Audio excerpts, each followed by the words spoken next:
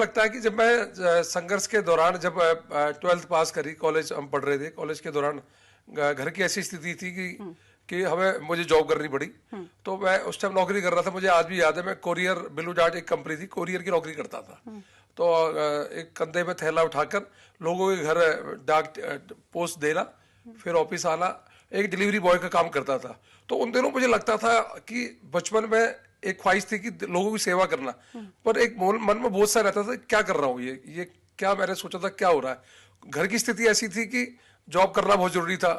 घर में साधन नहीं थे, सीमित साधन थे। पिताजी एक कमाने वाले थे और साथ में पिताजी की नौकरी तो सरकारी थी, पर सरकारी नौकरी के साथ साथ पिताजी को हमें पालने के लिए टेलर मास्टर की दुकान भी चलानी पड़ती थी, जिसमें वो धागा, सिलाई, कढ़ाई मशीन, माता जी भी हेल्प करती थी।